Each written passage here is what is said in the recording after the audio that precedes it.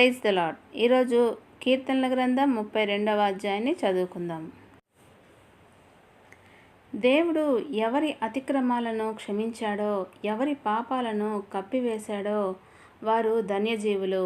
యెహోవా ఎవరి అపరాధం లెక్కలోకి తీసుకోడో, ఎవరి మనసులో కల్లాకపటం లేదో వారు ధన్యజీవులు.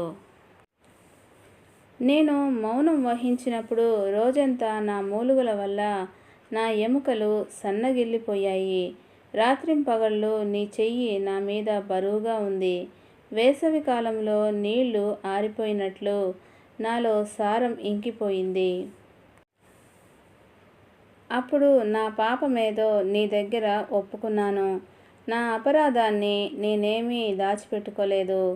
యెహోవా సమక్షంలో నా అతిక్రమాలను ఒప్పుకుందామనుకున్నాను.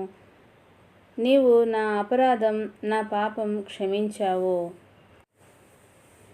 కనుక నీవు దొరికే సమయంలో భక్తిగల ప్రతి ఒక్కరూ నిన్ను ప్రార్థిస్తారుగాక. నదులు పొంగి పొరలి వరదలు వచ్చినా అవి వారినేమీ చెయ్యవు. నేను దాగే స్థలం నీవే. విపత్తు నుంచి నన్ను కాపాడుతావు. విడుదల పాటలతో నా చుట్టూరా నీవు ఉంటావు. నీవు ఎలా నడుచుకోవాలో నీకు చెప్తాను, ఉపదేశిస్తాను. నా కనుదృష్టి నీ మీద ఉంచి నీకు సలహా చెప్తాను. నీవు గుర్రంలాగా కంచెరగాడిదలాగా ప్రవర్తించకు. వాటికి తెలివితేటలేమీ ఉండవు. అవి దగ్గరికి రావాలంటే వాటిని కళ్ళంతో పగ్గంతో వశం చేసుకోవాలి. దుర్మార్గులకు ఎన్నో వేదనలు. యెహోవాను నమ్ముకున్న వారి చుట్టూరా అనుగ్రహంతో ఆయన ఆవరించి ఉంటాడు.